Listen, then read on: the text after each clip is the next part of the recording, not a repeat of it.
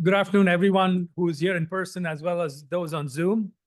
Thank you all for joining us today for the Leadership in Academic Medicine and Global Health lecture. It's truly my pleasure to welcome you all to this event. This lecture series was first established to provide UAB medicine leaders an opportunity to hear from some of the world's most innovative and influential leaders in academic medicine as well as global health. By hosting this lecture, we aim to encourage the exchange of ideas and best practices that will shape the future of healthcare, both at a local and a global level. The series was launched at UAB about 10 years ago in 2014. Throughout the years, the core mission of bringing world-class thought leadership to UAB has remained the same. Today, we have the incredible honor of hosting Dr. Jim Yong Kim. Dr. Kim served as the 12th president of the World Bank Group from 2012 to 2019, and is currently vice chair and partner at Global Infrastructure Partners. He's also a co-founder of Partners in Health, an organization dedicated to improving healthcare for impoverished communities around the world. His talk today, titled Reflections on 40 Years in Global Health, The Power of Faith in Things Unseen, will offer insights from his decades of leadership in addressing some of the world's most pressing healthcare challenges. At UAB, we are deeply committed to advancing academic medicine from our local communities to the global stage. I know we are all eager to hear from Dr. Kim, and I encourage you to reflect on how his experiences can inform our own work here at UAB. Now, I would like to turn it over to Dr. Alan Tita, our Senior Associate Dean for Global and Women's Health, to say a few words. Alan? Thank you. Well, thank you, Dr. Agarwal, and welcome everyone. I am thrilled to make an important announcement before we bring up Dr. Kim. Dr. Kim is here to help us celebrate the Castle Family Bidirectional Training Initiative. President Watts hosted a beautiful celebration last night on this. Castle Bidirectional Fellowships will enable physicians and scholars from UAB and Partners in Health, Socios and Salud in Lima, Peru, to gain enriching training experiences to advance global health. I am therefore delighted that representatives of Partners in Health, as well as Socios and Salud, are here with us today. This is supported by a generous donation from the Castle family, and this donation is a $1 million endowment from the Castle family, including Doctors Ralph, who is not here, Gail, who is here today, and daughter Cynthia Castle, sitting over there. And I want to go ahead and show them here visiting in Lima, Peru, and this fellowship is going to continue to enhance and grow this partnership. Dr. Gail Castle was a former Charles H. Macaulay professor and chairman of the Department of Microbiology here at UAB. Gail, I may call her so, is a champion for UAB, and her many accolades include past president of the American Society for Microbiology, National Academy of Medicine member, and an elected lifetime member on the US Council of Foreign Relationships, something she does so well. So Dr. Kim is here again to celebrate this, and we give Dr. Castle the honor of briefly introducing Dr. Kim and making that connection. Gail, please come on.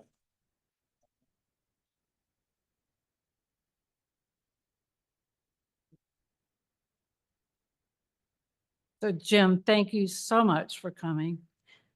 I just want to tell you a few things about Jim that you probably won't read in his resume or that you've heard from Anupam.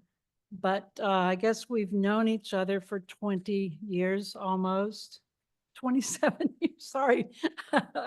No math.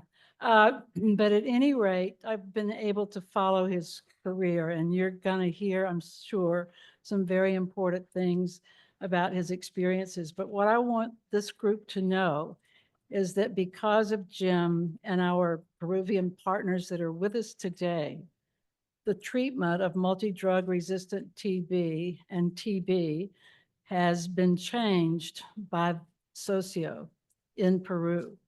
And in fact, that led to also the way in which we treat now HIV due to Jim's residence at WHO.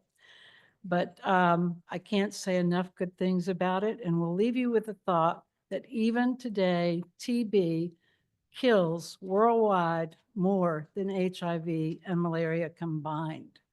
And unfortunately, other than COVID, is still the world's leading single cause of infectious induced deaths. And to think what Jim and others have done to change that is really mind-boggling, especially since just 2 weeks ago, very timely, Jim, WHO actually announced a new regimen for treatment of MDR-TB that is 6 months as opposed to well over a year, sometimes 2 years. But were it not for that one clinical trial in Lima, this would not be happening. So thank you, Jim. Thank you. And now, would you tell us a little bit about the challenges that we're facing other than TB, and possibly a little bit about TB?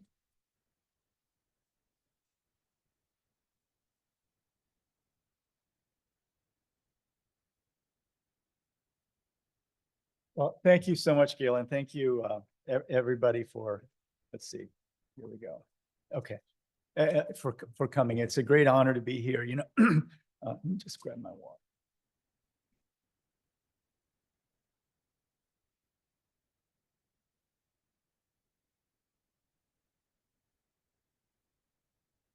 You know, I've been hearing about, excuse me.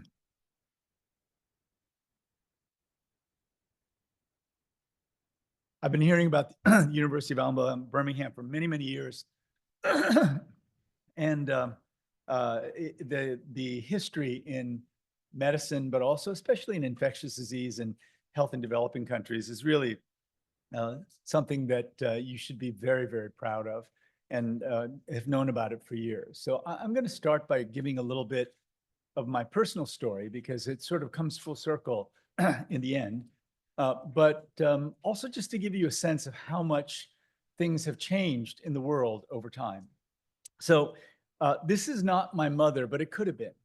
My mother was a refugee during the years right before the Korean War started.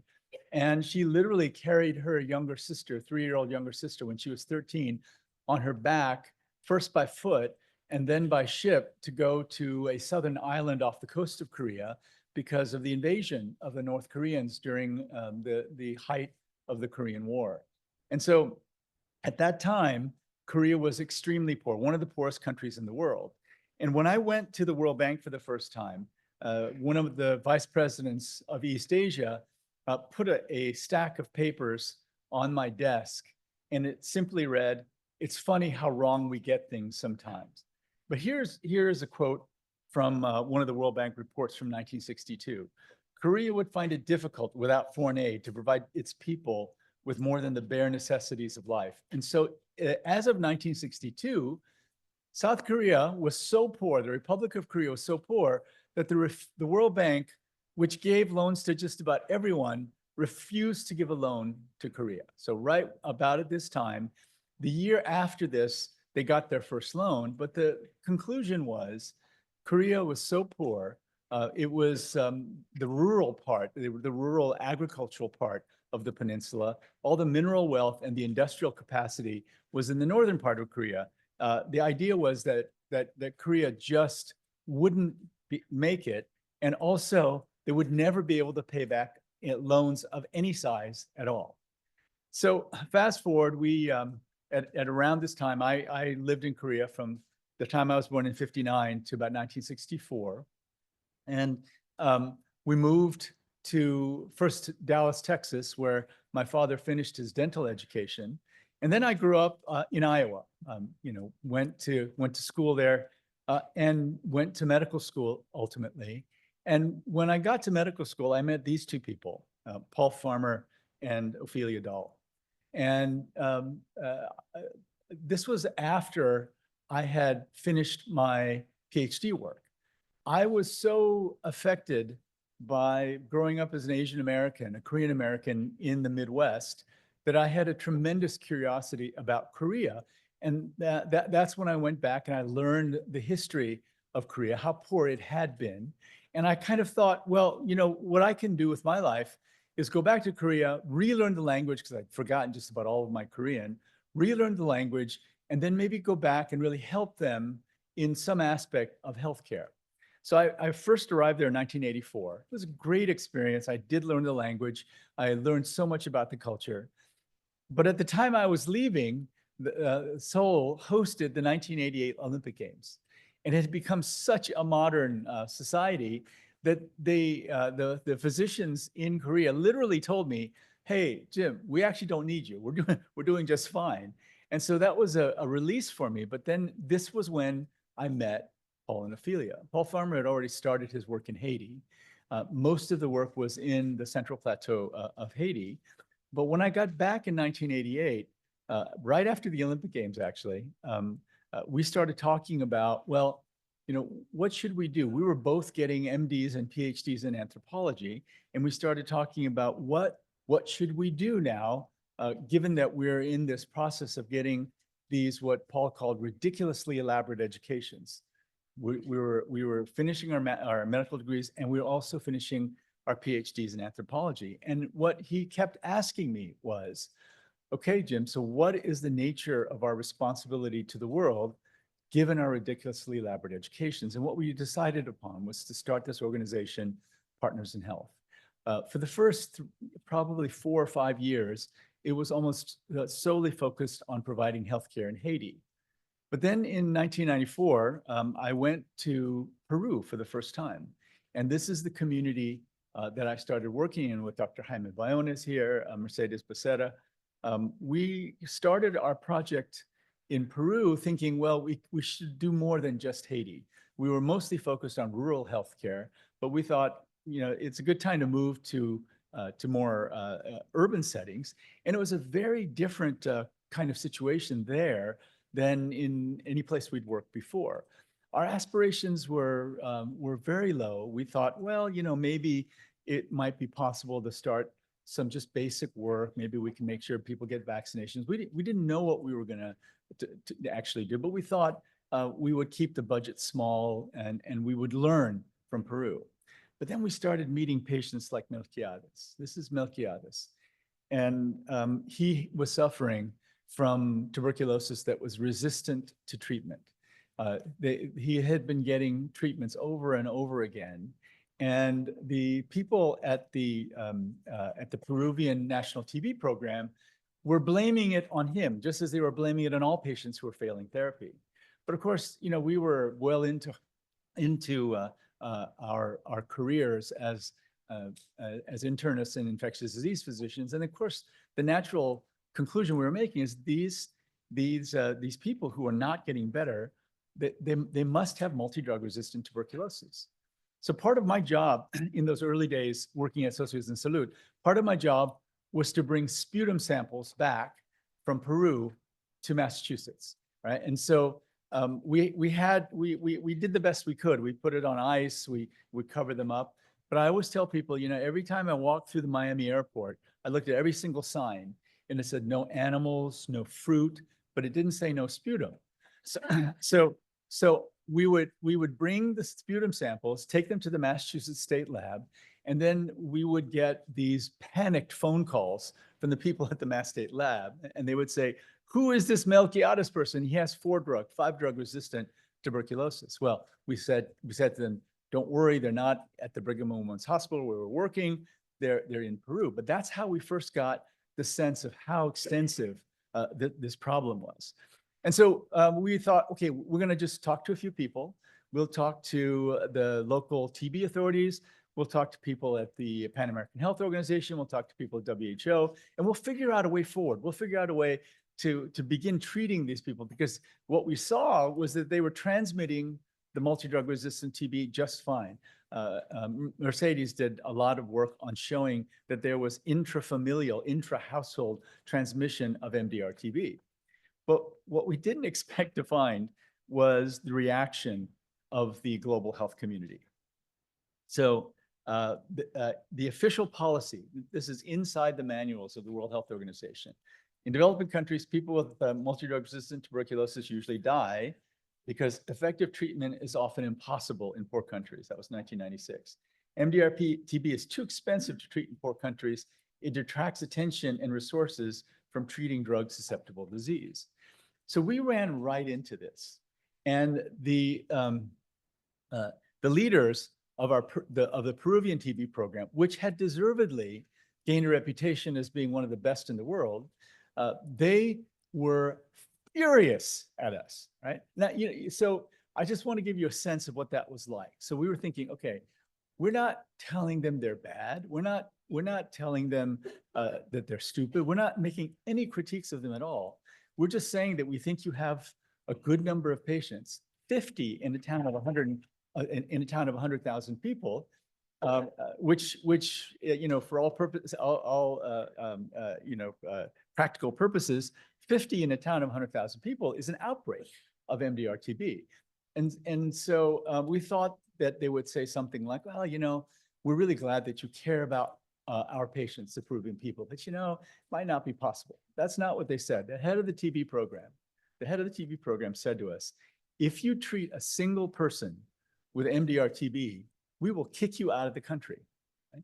And they were literally going to kick us out of the country. And not only did we find out that that was the perspective of the local TB program, but the Pan American Health Organization and the World Health Organization supported them completely. Right? And so we began this discussion. We couldn't step away from it because the decisions that we had made in starting Partners in Health were, we are not going to turn our backs on anybody. We are here to make what we called a preferential option for the poor. In other words, we were committed to providing the best possible quality of care to these patients all over the world. And we were just in this community, we were confronted with 50 patients out of 100,000. What are you going to do? We couldn't turn our backs, so we started treating. We started treating them, and we started trying to find the critical drugs that were necessary to treat MDR-TB from all over the world.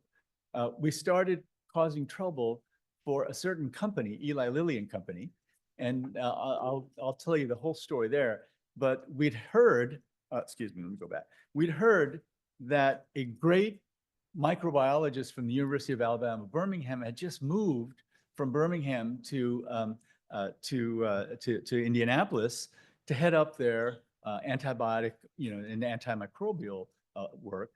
And at about that time, Lilly had decided that it's going to back off its antimicrobial work. But they made two of the drugs that were critical for us, capreomycin and cycloserine. Right? And Jaime Bayona was leading our efforts. He was the head of Socios and Salud in Lima. And we panicked. We had panics just about every week. Where are we going to find capreomycin and cycloserine? Where are we going to find all these other drugs? It was so difficult. We were using para-aminosalicylic acid, one of the oldest antibiotics, but because the drug-resistant TB patients had been resistant to all the more modern, more effective drugs, we were resorting to some of the oldest antibiotics around. It was difficult to find. But we knew there was something fundamentally flawed about the argument of the tuberculosis global health elite, because they were giving us excuses that just didn't hold up under scrutiny. They were saying it's too expensive. It's too expensive because the drugs are too expensive. So we had a meeting at the American Academy of Arts and Sciences hosted by our longtime mentor, Howard Hyatt. And we had been doing a lot of research on these drugs. And so we were in a room with the leaders of the World Health Organization TB department. And we were sitting in the room and they said, how on earth do you think you're going to treat these people? The drugs are so expensive. And I asked a very simple question. I said, well, do you guys know if the drugs are on patent or off patent, right? And they didn't know. They didn't know, right? And I thought, so you are comfortable declaring a death sentence on everybody in a developing country that might have MDR-TB, and you never, and the reason you're using for it is because the drugs are too expensive, and you never bothered to find out whether they were generic or not, and they hadn't. And it turned out, of course, course, we'd done this work, and all of them were generic except one, the fluoroquinolones at the time. And I had done my research in Korea for my PhD on the drug industry and how drug prices change once they become generic. And I knew immediately that we could lower the prices of these drugs. So it was, Paul Farmer used to call it the fecklessness of the elite. They were comfortable declaring a death sentence without ever really looking at the nature of the situation. And so for us, because we were committed to the community, committed to treating the patients, we found out. And what we did was we created a whole mechanism that was pooled procurement, lots of other things to bring the prices of the drugs down. Now, caprimycin and cycloserine were still very difficult because Lilly was making them, but only because there were still patients in the United States and other developed countries that had MDR-TB. But because they're such a huge, complex, high-tech company, it cost them a lot of money to make these drugs in very small quantities. And so we began talking with Gail. Gail got Lilly and Company to invest as of right now, but back in the first few years, $145 million. And Lilly and Company, because of Gail, went out and found factories in China, in South Africa, in Russia, and they gave them the technology and they helped them set up so that they could make the drugs for us at a lower price. And so this is what happened. After just very minor efforts over a few months, the prices of the drugs dropped dramatically, 90, 87. And these are the drugs that Gail helped us bring down 87%, 97%, right? So I just want you to know that, Gail goes to Eli Lilly to make new antimicrobials, and she spent her time doing this. I just hope we can give her a hand for that.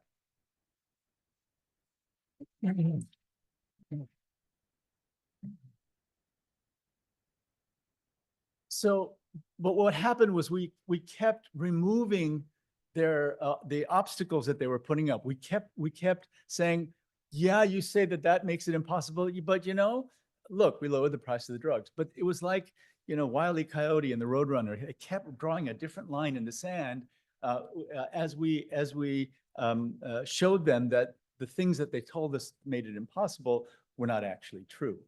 Well, anyway, the story is a good one because by the year 2000, not too many years after that, I remember sitting in a room in the World Health Organization when the people who had been so adamantly against treatment all voted to change policy at the World Health Organization. So the policy changed. They said now, it's a good thing. We should try to find ways of treating MDR-TB, and we're still doing it. Now, that really got us going. And at some point with MDR-TB, I remember telling our partners in health team, you know what? After MDR-TB, next is HIV. And all over the developing world, we were so inspired by ACT UP, by the Treatment Action Group. They literally put their lives on the line to do everything from increase NIH funding for AIDS research to changing the way FDA approves drugs so they can get drugs to market more quickly. They were willing to do anything. And we thought, okay, this effort is so impressive. Will any of them help us ensure that everyone in a developing country with HIV also gets treatment? And we started meeting people like Joseph Jun. And this is Joseph Jun. He's a Haitian gentleman who had both tuberculosis and HIV. And he showed up in March 2003. More on that later. But there are patients like this everywhere. By 2003, of course, the Lazarus effect of HIV treatment was clear everywhere. People were literally rising from the dead, doing wonderfully. New drugs continue to come out. It was a miracle, right? And I'm working a lot of mental health now, and this was the only time that I can remember where there was an illness more stigmatized than mental health, and it was HIV when there was no treatment. But then the stigma just disappeared. But not in developing countries. In developing countries, it was still incredibly stigmatized and there was really no treatment available. This is what we heard, though, from the leaders in the US government. If you've traveled to rural Africa, you know this. People do not know what watches and clocks are. They do not use Western means for telling the time. They use the sun.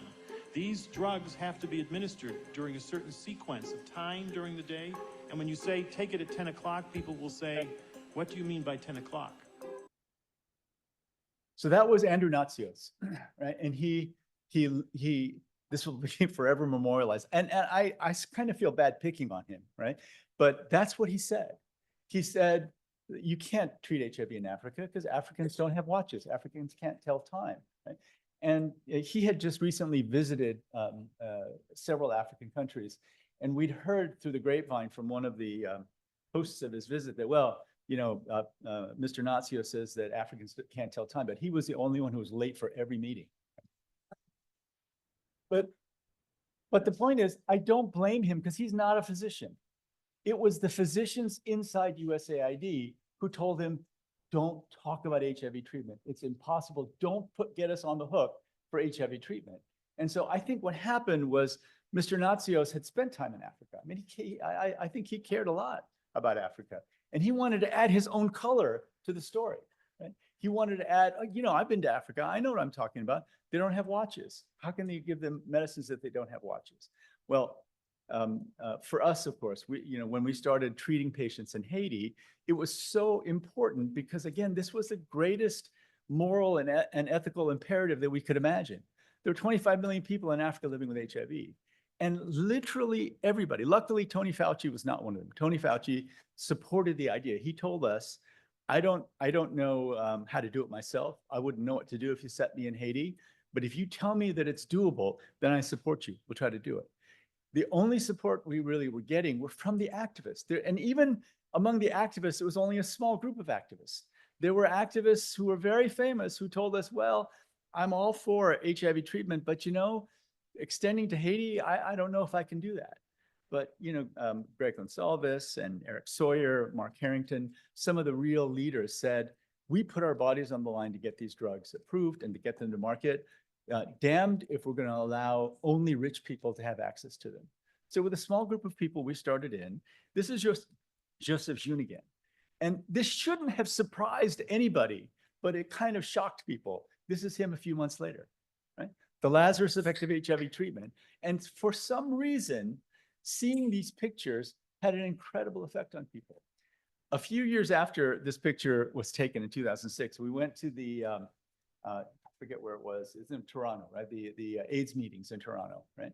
And we actually brought Joseph June to the meeting. And as our personnel team was walking around looking at the poster presentations, there was a poster presentation from Kenya talking about their treatment program. And it had pictures of Joseph June up there. Right? And our team went and said, hey, that's Joseph June, he's from Haiti. He said, no, this guy he's from Eldoret. He was treated before and after. We know him, right? And so our team actually brought Joseph June to the poster and said, no, here he is. And the Kenyan researchers actually didn't know that. They'd been given the pictures, right? And they were so happy, crying. They took pictures with Joseph. And this simple idea was just taking off. Now, what I did, I had actually run the campaign of Dr. J.W. Lee, Jong-Wook Lee. He was just the head of the tuberculosis department. He was one of the few other Koreans in global health. And I ran his campaign to become Director General of WHO.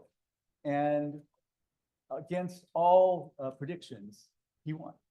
And so he told me in 2003, why don't you come to WHO? And I said, on one condition, you have to let me change fundamentally WHO and the world policy on treating HIV. So on the day he won the election, January 28th, 2003, that was at 4 a.m. Eastern Standard Time. And then in that same evening, January 28th, 2003, President Bush announced PEPFAR. So it was just an incredible day, I think, in the history of the world.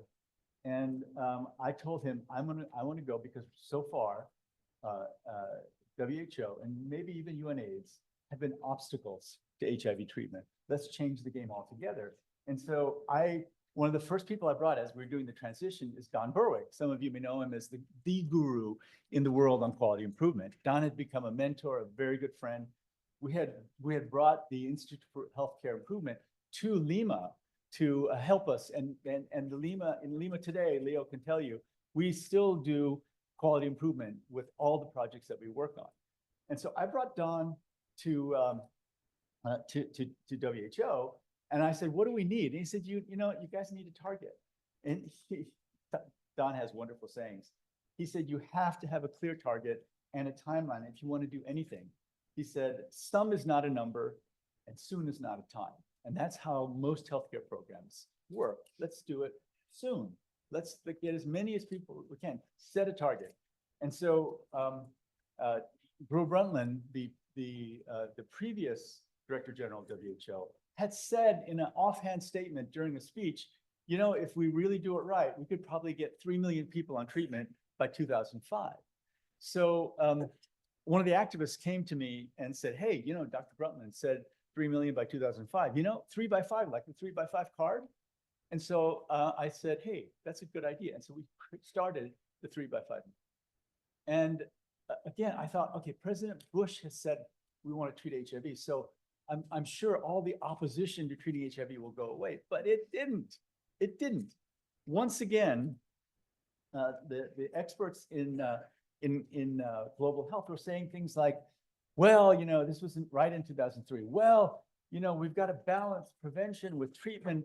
And we think that the pendulum has swung too far in the direction of treatment. And this was at a time when not a single human being on earth had been treated through aid programs for HIV, not a single one. And they were saying the pendulum has shifted too far in the other direction. I think there was fear. For us, after our experience with MDR-TB, HIV treatment was easy. We'd gotten fixed dose combinations by that time. So it was 1 pill in the morning, 1 pill in the evening. That was it. And other fixed dose combinations were coming out. And when I got there to WHO, I found that even within the HIV department, they were saying it's too difficult, it's too hard, we can't possibly treat HIV. And in fact, one of, in a moment, I think we'd been having a few beers, she became brave. And luckily I've forgotten her name. But she looked at me and she said, you're going around talking about HIV treatment. You're telling people that they should get tested. You know what, Jim? You're just giving people false hope. And there were head nods all around the table, right? They really believed that it was impossible. And part of it was this. Part of it was they were saying, who the hell do you guys think you are? And so, some people said it directly. Who the hell do you think you are? If HIV treatment were possible, we would have done it. What are you accusing us of? So on a moral level, there was just resistance to it. But we thought, okay, I refer to it as throwing a bowling ball in a chess match. I don't want to argue about it anymore. Let's just have a target. And there were so many things that we had to do. And it turned out the most important thing that we did was we created a global FDA inside WHO. So there were, the Indian and Chinese manufacturers were already making generic versions of the HIV drugs. And the problem was that for, countries in Africa, for example, they did not have the technical capacity to assess these drugs for quality and give them a stamp of approval. So we started doing it. And at first, the research-based pharmaceutical industry was furious at us, but they knew that the President of the United States had committed to this, so they had to figure out a way forward. And luckily, we were able to, through lots of different mechanisms, drop the price of HIV drugs. Because again, the same argument, $12,000 a year for HIV drugs. We were able to drop the price from $12,000 per person per year to $70 per person per year. And so, wonderful things have happened in that realm. So there are now 30 million people accessing antiretroviral therapy. 75% of people living with HIV are accessing treatment. Over 25 million people in Africa. And I can tell you, as former president of the World Bank, I can tell you that if we had not treated HIV in sub-Saharan Africa, there would have been crises that would have just dwarfed the crisis that we saw in Syria during the mass exodus of Syrians from Syria. The economies of those countries, frankly, would have just collapsed. So we did it. We had, again, success. Now everyone's being treated. And once we got the whole program going, I came back to the United States. And went around telling people, the problem now is the dog, it's like the dog caught the car, right? We now have 15 to 20 billion dollars a year for money for HIV, but we don't have an entire a discipline or a field where we're really looking at how to deliver in developing countries. And so Paul and I, along with the great Harvard Business School professor Michael Porter, wrote this paper on global healthcare delivery. And we said, healthcare delivery science, especially global healthcare delivery science, should become a field. And I'm very happy to say that in a way it has. Right? So Dartmouth now has a master's in global health delivery. Harvard has a master's in global health delivery. Every year in China, there is a meeting on healthcare delivery science that has thousands of people attending. It's beginning to grow. Now, as I was doing this, as I was trying to build this field, I got a call from a friend who was a primary care doctor at Mass General, and he happened to be heading up the search committee for the next president of Dartmouth College. And, against all expectation, in fact, the headhunter who interviewed me, after the first 3-hour interview, he said, Jim, you're an interesting guy, but there's no way you're going to get this job. So I was so honored just to be asked that I thought, great, okay, I get it. And then he called me back a few days later and said, Jim, I don't know why, but the search committee wants to meet you. Right? And so I studied everything about Dartmouth. I'd never actually even visited the campus. Right? In my young undergraduate days, Dartmouth was always the sort of dark ivy that had, Laura Ingraham and Dinesh D'Souza, and they were known as the arch conservative campus. So I just didn't pay much attention to it. But I was reading it, and I read one speech by a former president. He'd been president for 25 years, and he was the very first head of public relations in the State Department of Franklin Delano Roosevelt. So of course he was steeped in big ideas. And in his first convocation speech, he said something that haunted me. And after the entire interview, they said, why do you want this job? And I told them, look, I never started out wanting jobs like this. Jobs were never the issue for me. I wanted to take on causes, and I have my fundamental purpose, which is a preferential option for the poor and health. But you guys, I said to them, you guys know John Sloan Dickey, the famous president of Dartmouth from 1946 to 1971. Everyone shook their heads. Dickey Center. I said, well, in his very first speech to Dartmouth students, he left them with two ideas. He said, okay, I want to leave you with two ideas. And I memorized the quote. The first is that the world's troubles are your troubles. But the second is that because the worst troubles of the world come from within the hearts of men. And I said that because back in those days, there were only men at Dartmouth College. Because the worst troubles of the world come from within the hearts of men, there's nothing wrong with the world that better human beings cannot fix. And when I read that, I thought, wow, that's like the greatest mission statement for a university I've ever heard. And so I quoted that to them, and I said, I've never aspired to be president of this, that, or anything else. But if that's what you want me to do, if you want me to nurture the better human beings that will take on the troubles of the world, I think I can do that. Now, the secret that I'll share with you is the headhunter was probably right that I was not right for the job. It's a very difficult job. And, you've all seen how difficult the job is of being an Ivy League president in the last year and a half. But about 3 years into the job, I got a call from Dartmouth class of 1983, Timothy Geithner, who was Secretary of the Treasury. And he called me out of the blue. The only reason he ever called me before was that he had a friend who had a kid who wanted to go to Dartmouth. So I was ready to take down the name, but he said, would you be interested in being president of the World Bank?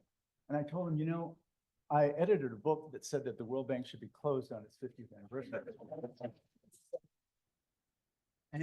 And he said, yeah, we know. Our vetting teams have read the whole thing. And so he said, but come down anyway and meet President Obama. And so I'm diverted. Can I tell? Yeah, okay. And so I thought, really? When? He said, well, what, can you come down tomorrow? So they were kind of at the end of their process. And once again, they had, I think, run out of other candidates. And so I was really, at the very end.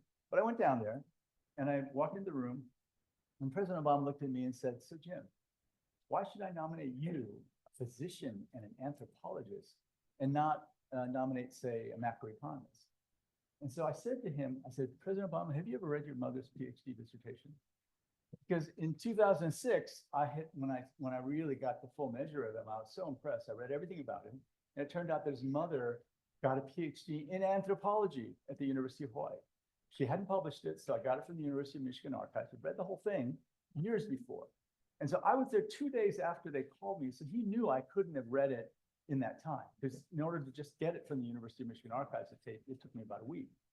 So I'd read the whole thing. And I went in and I said, well, President Obama, you'll remember that your mother showed that the macroeconomist said that the people she worked with, the artisans, the people who were building metal sculptures, they predicted that they'd be wiped out by globalization. But in fact, they flourished. I said, I'm not going to be able to tell you what the world looks like from 30,000 feet. I've been on the ground, though, doing global health for the last 3 decades. I'm going to be able to tell you if these things work on the ground. He looked at me and he said, I get that. He would later say, Jim, that was one of the best ploys to get a job. And then I go to sing. But here we were, this was in the, it's this out-of-body experience. This kid who came from one of the poorest countries in the world, standing there with President Obama. And that was the press conference when he talked about Trayvon Martin, sitting right next to him, when he said, Trayvon Martin could have been my son. It's like, wow. Maybe some of you remember, that was one of the most powerful press conferences he ever did.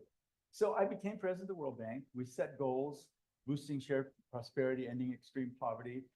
And the reason so many people like these jobs is you get into these pictures, right? So you can see that I didn't get the memo that you're supposed to wave. But these are called family photos, right? And I was always in the back, and so they put the 2 Koreans in the back.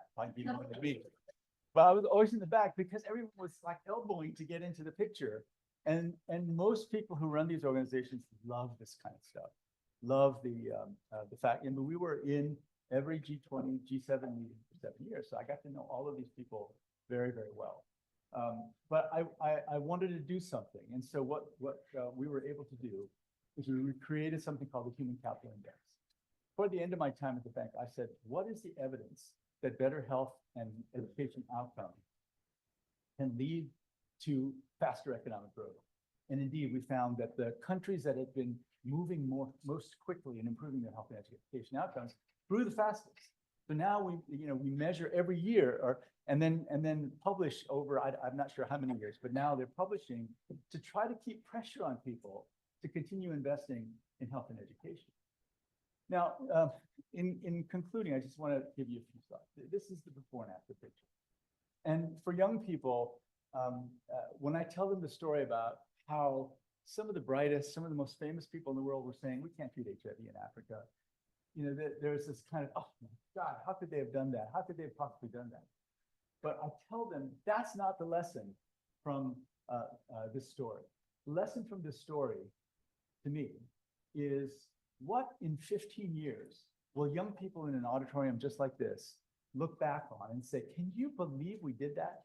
So today we're saying, can you believe we thought it was okay not to treat HIV? What are the issues that are going on today that we'll look back and say, God, can you imagine that we ignored that issue? Well, I think one of them is mental health. Right? And I have to tell you, I was so shocked when I really dug into the situation in mental health. And I was asked to do it because I started working with the Korean administration. They had asked me to help them with various issues. And they were having such terrible outcomes, incredibly high suicide rates, incredibly high depression rates. And I think that this is one of the areas that's really an emergency everywhere. If you haven't read it, read the book, The Anxious Generation by Jonathan Haidt. And it tells you how smartphones, and especially social media, have actually changed the wiring of the brains of Gen Zers. So mental health now is a disaster everywhere. And Tom Insel he, in his book, another fantastic book you should read called Healing, says that mental health is a crisis of care. And the global health icon Paul Farmer speaks of the need for accompaniment or social connection. So Gen Zers get most of their social connectivity through screens. And Jonathan Haidt argues that going from playing together outside all the time to getting your social interaction through screens is fundamentally changing the entire brain structure of a generation. And suicides, especially among girls in Gen Z, are just frighteningly high. And I think we're going to look back and say, why weren't we more aggressive about making sure that everyone got access to mental health care? This is the main dispensary for mental health medications in Liberia. That's it. That's all they got. Korea is, I fear, the canary in the coal mine. Highest rates of suicide in OECD countries, highest rates of depression, lowest rates of treatment, highest rates of loneliness, highest rates of elderly poverty, and all of it condenses into the lowest birth rate ever recorded in human history for a nation state. This year, probably 0.65. Population replacement is 2.1. They're less than a third of what it would take to replace their population. So Korea now is trying to figure out, how do we get on top of this? I'll talk about this if we have time, but I want to get, so I'll leave you with just this thought. This was me visiting a school in Tanzania, and I always visit schools in Tanzania. And at the end of my talk, I always ask them, so what do you want to be when you grow up? And this boy shot his hand up, stood up and said, I want to be president of the World Bank. Right? So the teachers and my staff in the room laughed just like you guys. Right? But what I told them was, in 1962, if George David Woods, this is me in 1962, if George David Woods, who was president of the World Bank in 1962, had visited Korea, which is very, he could have been, it's very reasonable to think that he would have visited Korea. If he was visiting Korea and he came to my pre-K class, would he suspect that one of his successors was sitting in that room? So I leave you with this thought. The story of Partners in Health goes back to what Margaret Mead, another member of my tribe of anthropologists, always said. She said, never doubt that a small group of thoughtful, committed souls can change the world. Indeed, it's the only thing that ever has. Thank you.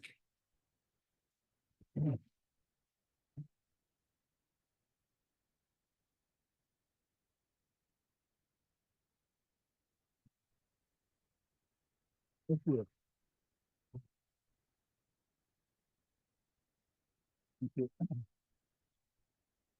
Thank you.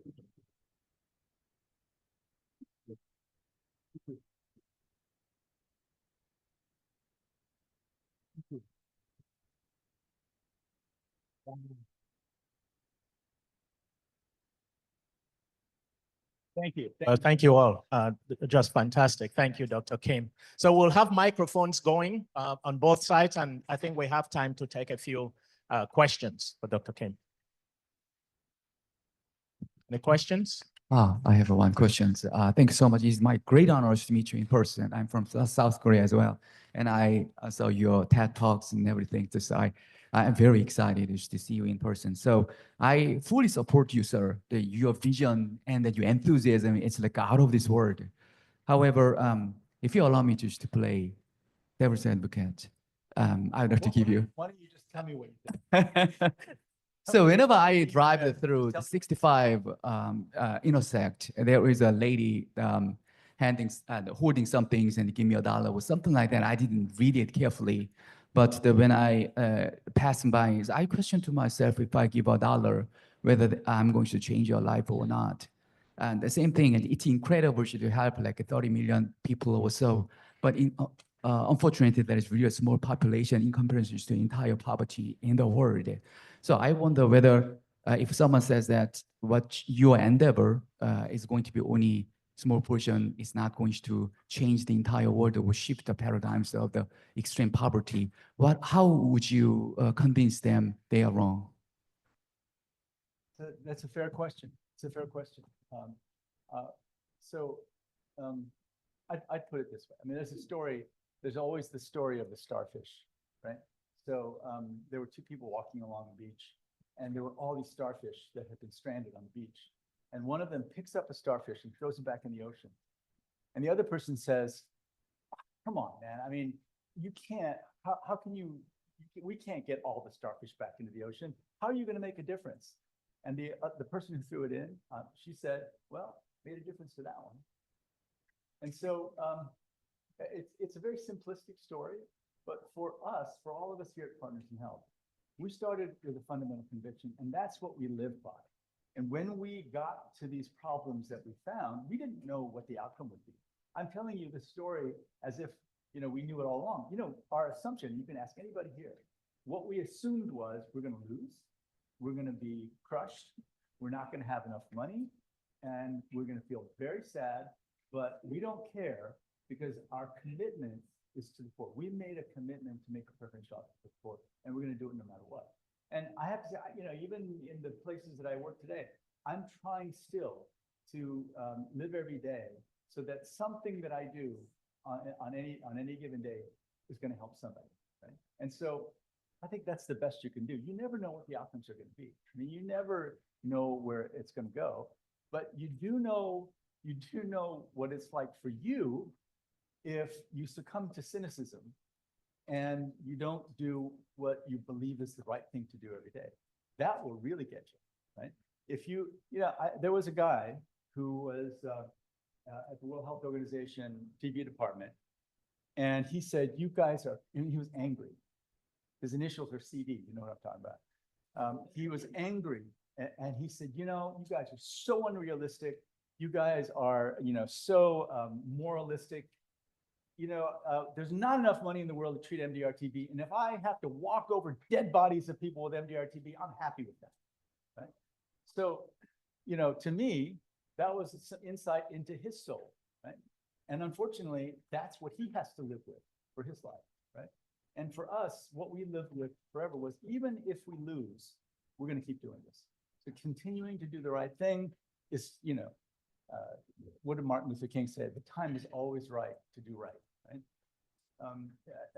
We never would, I mean, we would never have guessed it would be Gail, right? So it was like just completely by chance that a person who would step up and get a company to eventually donate $170 million would have arrived from UAB to Lilly at just the right moment, right? I mean, how would we have known that, right?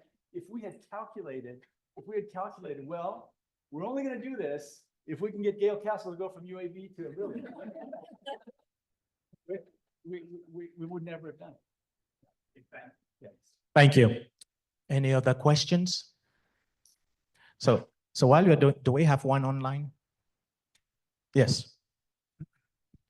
Dr. Kim, a question online is just the spirit of it is asking, supportive of the work, what do we do about rural health in America, and specifically here in Alabama, some of our outcomes being in line with what we've discussed today? Yeah, absolutely.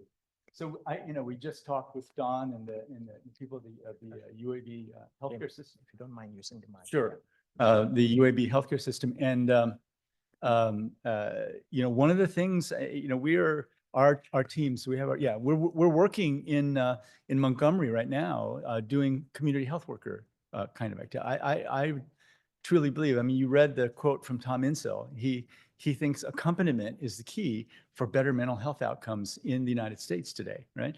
I believe that as well. I think that, the research has to be done. We have found that it's very cost effective and very effective to utilize community health workers. But I mean, if you look at the way Leo today trains community health workers, it's incredibly, it's rigorous, it's specific, and it's based on, the 35 years of experience. I mean, Jaime and I used to get scared with the way the nurses, train community health workers. They ask them the most difficult questions. So what if a patient spits on you and gets angry at you? What do you do? I mean, trying to get them to say, these are patients going through terrible difficulties. You have to have ultimate patience in working with them.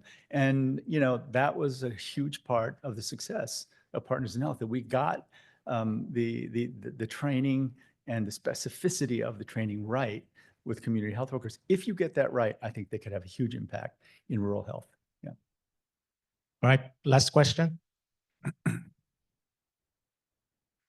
Hello, Dr. Kim. 안녕하세요. So I have one question. So over the 3 or 4 decades that in your public health journey, you have faced a lot of challenges. You didn't have a lot of resources when you started, like internet and everything. So still you overcame all these challenges, and today your Partners in Health organization is one of the biggest. Having read your book, I know what struggles you had and your help you received from Mr. White in the initial days. So coming to similar to that, a lot of people today face mental health challenges owing to the challenges they face in their daily lives and not being able to overcome them and taking some drastic steps like suicide and everything. As physicians, we see even during residency and fellowships, suicide rates are pretty, significant. So how can we deal with those challenges, without losing enthusiasm and over the period of time, so that, we go step by step to achieve our goals? Thank you. Well, I think in a way, it's very interesting that the two questions overlap quite a bit, right? And I think so. And Jaime and Meche especially will remember, we had a lot of deep discussions on, what are the things that that we can really commit to over the rest of our lives, right? We called them areas of moral clarity, right? And there were a lot of things that were not so clear, that Democrat or Republican. I mean, there are a lot of choices that we make that don't have absolute clarity. But we thought, treating poor where they are, making commitments to particular diseases or causes, and not stopping because it's inconvenient for us. And taking on the power structures that tell us that something is impossible. So once we were clear about the convictions that we share, and that was really important. There was first a small group, but then now a huge group of people who share these fundamental convictions. I think working in community is really important. Doing it as a single person is so hard, right? And so having a community, I mean, Paul used to say, and anything significant that you achieve in your life, you'll achieve in partnership. And we built a wonderful community around Partners in Health of people who share that fundamental conviction.